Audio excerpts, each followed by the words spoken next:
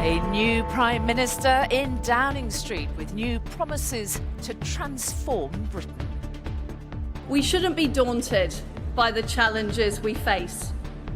As strong as the storm may be, I know that the British people are stronger. Well, that strong storm created drama even before Liz Truss's big moment. Torrential rain almost derailing the carefully choreographed launch with mere farcical scenes on Downing Street. The new PM came straight from meeting the Queen at Balmoral, where she was formally invited to form a government. The priorities of that government, she said, the economy, the NHS and the energy crisis.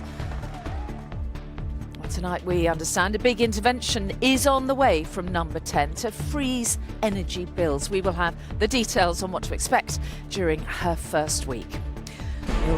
Will Miss Truss manage to win over voters, anxiously waiting to hear what help she can offer? Would you vote for Liz Truss, do you think? Probably not. Why not? I probably won't go Conservative again. Has she convinced you so far? Honestly, no. Also tonight, a man is shot and killed by police in London after a nighttime car chase. And a hero's welcome for England's Lionesses, returning to action on home soil.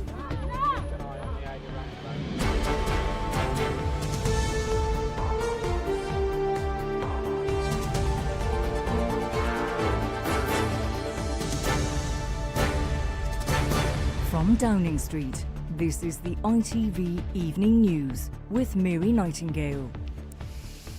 Hello, good evening from Downing Street, which tonight welcomed in Liz Truss as the UK's new Prime Minister. Dodging heavy rainstorms, she addressed the nation from outside Number 10. Her priorities, she said, cutting taxes, growing the economy, tackling the energy crisis and sorting NHS waiting lists. She said she wants to get Britain working, growing and building, turning it into an aspiration nation. She also paid tribute to Boris Johnson, who left here just this morning for Balmoral to tender his resignation to the Queen. And shortly afterwards, the Queen asked Miss Truss to form a new government. Tonight, the new Prime Minister is starting work on the daunting challenges facing this country. Here's our political correspondent, Carl Dinnan. Prime Minister Liz Truss. The words take getting used to. But after a long, dry summer of political inaction, here she was, arriving into a rain-soaked Downing Street, hoping for a fresh start. We will transform Britain into an aspiration nation with high-paying jobs, safe streets and where everyone everywhere has the opportunities they deserve. I will take action this day and action every day to make it happen. She announced 3 priorities. I will cut taxes to reward hard work and boost business-led growth and investment. I will take action this week to deal with energy bills and to secure our future energy supply. I will make sure that people can get doctor's appointments and the NHS services they need. But she takes office at a time of acute crisis. We shouldn't be daunted by the challenges we face.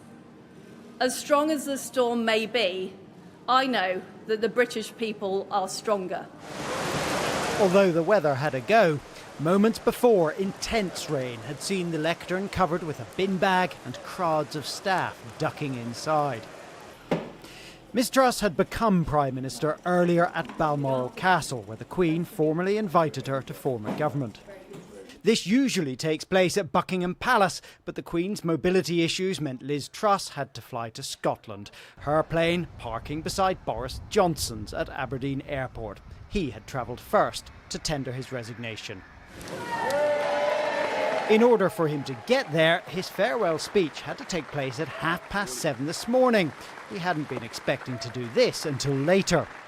Years later. This is it, folks. Thank you, everybody, for coming out so early this morning. In only a couple of hours, I will be in Balmoral to see Her Majesty the Queen. And the torch will finally be passed to a new Conservative leader. The baton will be handed over in what has unexpectedly turned out to be a relay race. They changed the rules halfway through, but never mind that now. Oh, but he does mind. With his wife, his staff and his supporters watching, he reminded them all of his achievements before looking to the future with a typical flourish. Let me say that I am now like one of those booster rockets that has fulfilled its function, and I will now be gently re-entering the atmosphere and splashing down invisibly in some remote and obscure corner of the Pacific. And like Cincinnatus, I am returning to my plough. Thank you and goodbye. Thank you. Cincinnatus, in case you wondered, left office only for the Romans to beg for his return. Boris Johnson apparently hinting at a comeback even before he had said goodbye to the Downing Street team, and hand in hand with wife Carrie started his journey north to offer his resignation to the Queen. With the arrival of Liz Truss and her husband Hugh O'Leary, Her Majesty is now on her 15th Prime Minister, although there have been so many of late that even Larry the Cat is on his 4th. Carl Dinnan, ITV News, Westminster. Well, the Prime Minister has made tackling the energy crisis one of her first priorities, and more details are emerging about what that help could actually be. Energy bills could be frozen at about £2,500 a year for the typical household. The already announced £400 energy discount would come off that, helping it get down towards the current cap of just under £2,000. Now, that is significantly lower, of course, than the new cap of more than £3,500, currently due to hit in October. Well, our political editor Robert Peston joins me now. All sorts of comings and goings behind us in number 10. We might just very briefly say the second most powerful member of the government has just been appointed, Therese Coffey. She's been made Deputy Prime Minister and Health Secretary, incredibly close ally of Liz Truss. And as you say, breaking news, just literally just walked past us. All right, we will keep everyone up to touch with up to timing with all of that. But all of this that we're talking about with the energy crisis, it's going to be incredibly expensive, isn't it? Hugely ambitious. I mean, we're talking about £100 billion worth of spending. Looks as though it's going to be in just her first week this coming Thursday, and it's a scheme to maintain, as you pointed out, the energy price levels at the cap that was announced for the spring. Now, let's be absolutely clear, for many people on low incomes, that is still a very high price. So I'm not 100% certain that can be the end of it. At the moment, she's helping everybody, rich and poor alike. The big question is there also going to be targeted help for those who will struggle even to pay that level, because it's still treble in some cases what they were paying only a year or two ago. Now, the other thing which we've been talking about is the terrible challenges faced by small businesses in particular. There is no price cap for businesses at all. Some of them are paying absolutely extortionate by historical standards rates. Many businesses are saying to me they're going to close in the next couple of months if they don't get help from Liz Truss's government. The problem with the scheme that she's proposing, though, for households is because there's no cap, for various technical reasons, it's wide open for fraud. So I'm not sure that the scheme she's announced for people will be the same scheme for businesses, but she has promised there will be help for businesses. All right, all of that will emerge in due course. For the moment, Robert, thank you very much indeed. Now, tonight, Liz Truss is busy choosing a new cabinet. As Robert was saying, we're seeing people coming and going behind us even now. There's going to be the first cabinet meeting tomorrow morning, and that also means that she has to fire those, of course, that she doesn't want. Here's our Deputy Political Editor, Anushka Astana, on who's in and who's out. Waiting, waiting, waiting. Journalists, officials and surviving cabinet ministers. Waiting not just for Liz Truss today, but for a Prime Minister all summer to take action against spiralling energy prices. And then she came, speeding in, ready to begin. Watching her first speech in Parliament, Tory MP Rob Halfon, who told us last week his Harlow constituents were crying out for help. I thought it was very encouraging. People are living in fear. They face real anxiety as to how they're going to pay the bills. And what they wanted was the Prime Minister to get up and signal that they're going to sort it out. Are you confident she'll do enough? Yeah, absolutely. I mean, you know, look at the situation we're facing. We've been put in this horrible situation by Vladimir Putin's terrible war in Ukraine, and now, you know, people in our country are rightly anxious about what the future of the energy market looks like. And it's right that a government is effectively on a war footing, willing to consider kind of any action. And they wasted no time to start the appointments. Mr Kwarteng, do you have a plan to fix the cost of living crisis, sir?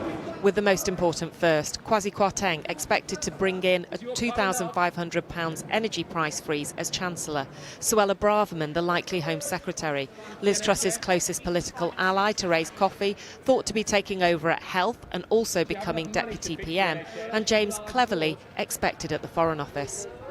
Obviously, there is a lot of focus on Liz Truss today, but it is not just because she has become Prime Minister. It is because of the scale of the crisis that she is now facing behind those doors. A crisis that is going to dominate our politics for years to come. So will Labour, who've been calling for a price cap funded by a windfall tax, back these plans? Well, we will back a freeze in prices, but the right thing to do is to adopt Labour's package, which would mean no one pays a penny more for their gas and electricity this winter, and energy producers pay into the system through the extension of the windfall tax. Tax more? That is definitely not on the agenda for this new Prime Minister.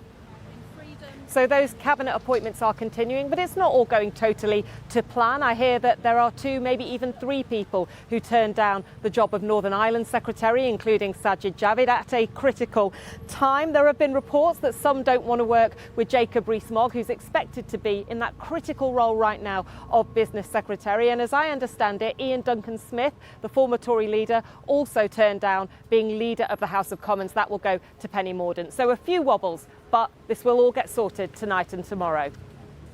All right, Anushka Astana, thank you. Now, the new government has, of course, quite a job on its hands and not much time before the next general election, scheduled for 2024. Now, that could prove pivotal in places like Grimsby, which switched, of course, from Labour to Conservative in 2019. Our correspondent Ben Chapman heard what the locals there think of the new PM. Prime Ministers change, but some things never do. Grimsby Fish draws a crowd. But Grimsby voters did change, electing a Conservative for the first time in 70 years. What's up, Vinglove? Now, would those who backed Boris Johnson consider showing his successor the same support? Would you vote for Liz Truss, do you think? Probably not. Why not? I probably won't go Conservative again. When Boris was in power, it was going to do all this for the working class people. Nothing's been done, so everyone's worse off anyway. Has she convinced you so far? Honestly, no. What does she need to do? Prove what she's saying. You know, the cost of living, it's just people are suffering. And It seems Liz Truss will have to work hard to take people with her. We have huge reserves of talent, of energy and determination. Listening to her speech, taxi driver Andy says he needs to hear more detail on her plans. There are a lot of working class people who just aren't that stupid. They're not so stupid that they're going to be swayed by that kind of rhetoric. This is a town that used to prosper. Once home to the world's biggest fishing fleet, it now has some of the country's most deprived areas. The promise of more investment, of levelling up, is one Liz Truss has pledged to uphold. These students who'll cast their first vote in 2 years' time need to see that brighter future, as well as help right now. You should start putting more money into deprived areas like around Grimsby and stop helping the people who have enough to help themselves. I want to see if she puts her word into action, but I can't answer that question now because I need to think of what she will do. So it's up for grabs? Yeah, it's up. Yeah. The polls right now suggest the Conservatives would struggle to win here again. Liz Truss has 2 years to prove she really can deliver. Ben Chapman, ITV News, Grimsby. Scotland's First Minister set out her government's response to the cost of living crisis today. Among a range of measures, Nicola Sturgeon announced a rent freeze for public and private properties, and she also called for the UK-wide October energy price cap increase to be scrapped. Our Scotland reporter Louise Scott is at Holyrood. Louise, some very welcome help, but it did come, didn't it, with a warning? it did. The First Minister was clear that if the Scottish Government is to help people throughout this crisis, then they need more money for their budget from Westminster. The Scottish Parliament returned this week following the summer recess, and so the First Minister set out her programme for government, including that rent freeze, a moratorium on evictions, ScotRail train fare freeze and an increase to the Scottish child welfare payments. But if all of that is to happen alongside pay increases for public sector workers, then they say they need more money.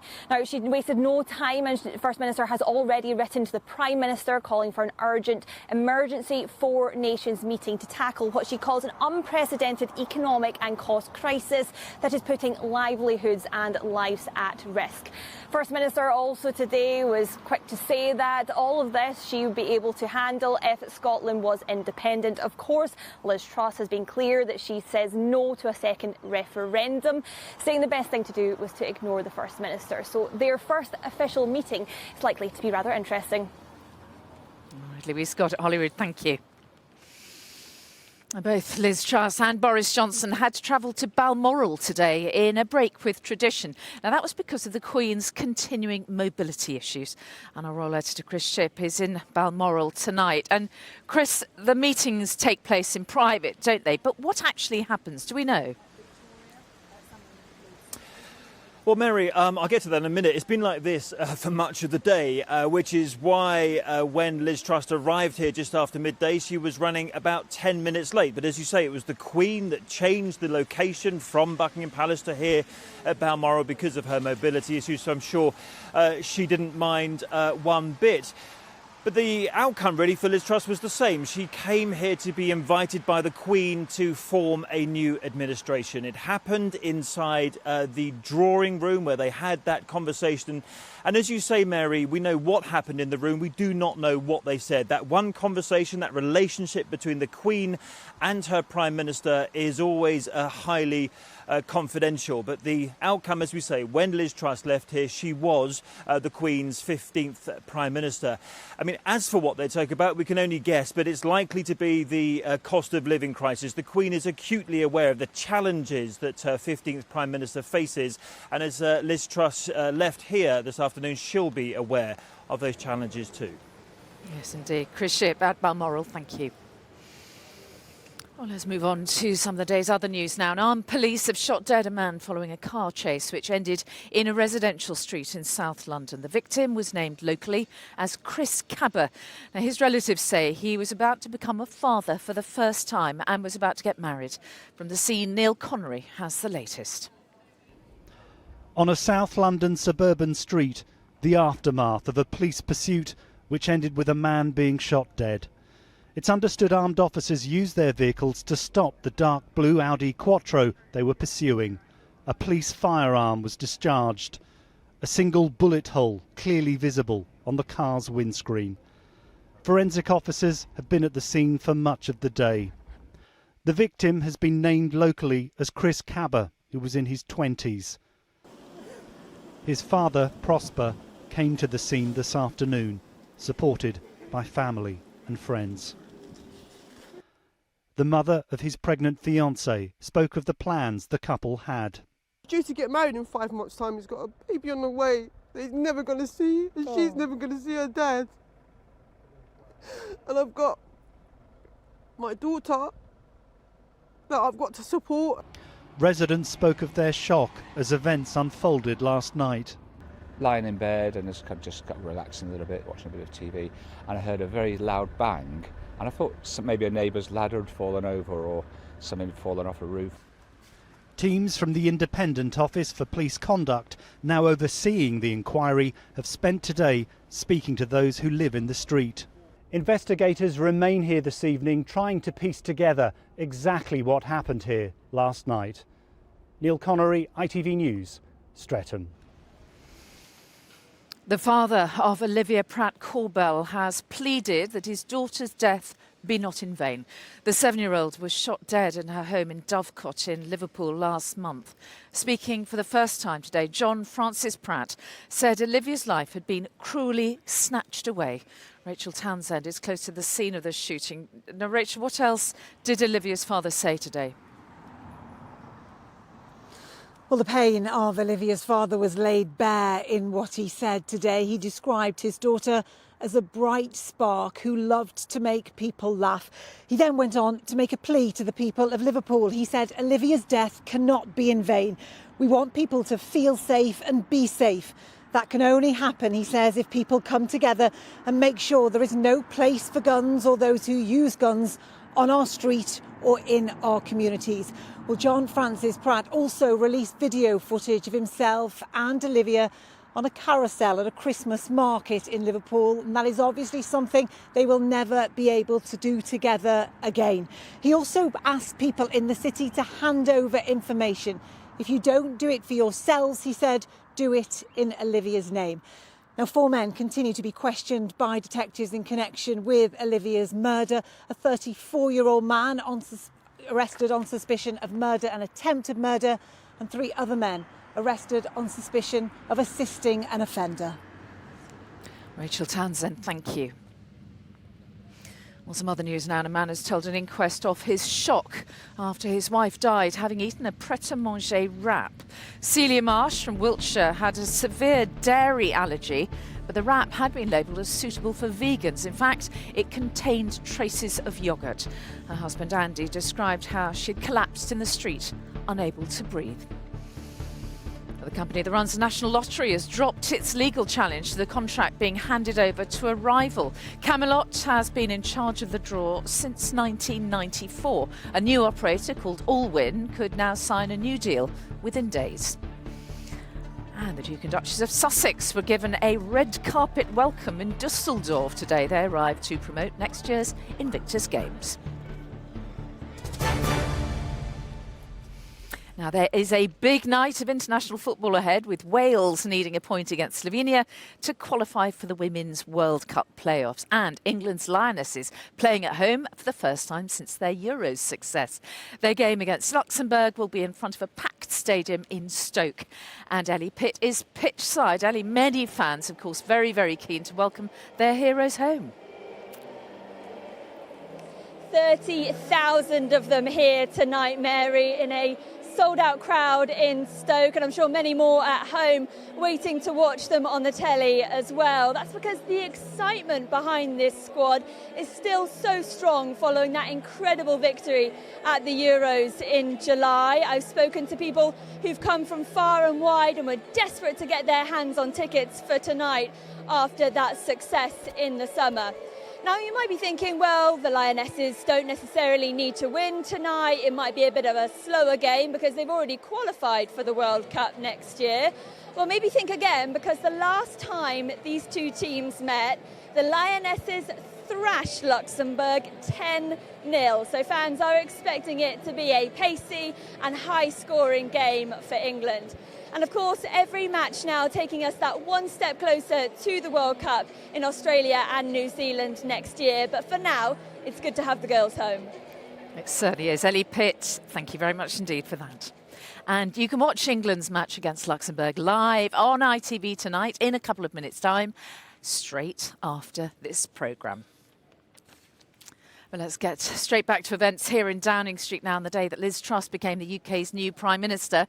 And our political editor, Robert Peston, is with me. As we've been saying earlier on, Robert, lots of comings and goings as we've been on air. What's going on? How's it all going to work? So the traditional system for appointing the cabinet, as I say, happening before our eyes. We've had Kwasi Kwarteng going in. He's the Chancellor, the man who's going to be cooking up this £100 billion rescue for everybody in the country from these rising energy bills. But the second most powerful person in the government will be Therese Coffey. She's Health Secretary but also Deputy Prime Minister.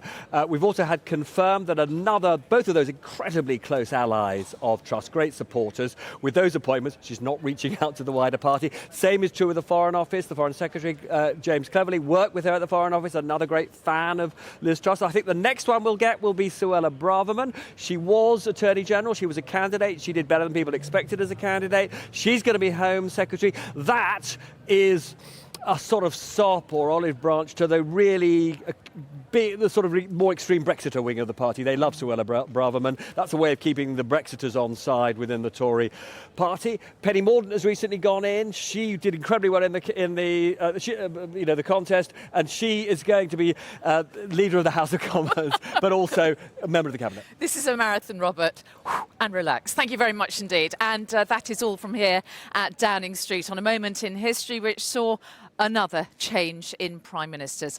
Boris Johnson left this morning to tender his resignation to the Queen at Balmoral. In his farewell speech, he called for unity, but kept us guessing about any possible return. Liz Truss arrived at number 10 after being asked to form the new government by the Queen. In her address to the nation, she said tackling the energy crisis was a top priority, and she insisted Britain can ride out the storm. The weather is next and the rain's coming right now. Then the football. Tom will be here with the latest on News at 10 from me and the evening news team on the day of a new Prime Minister. Bye-bye.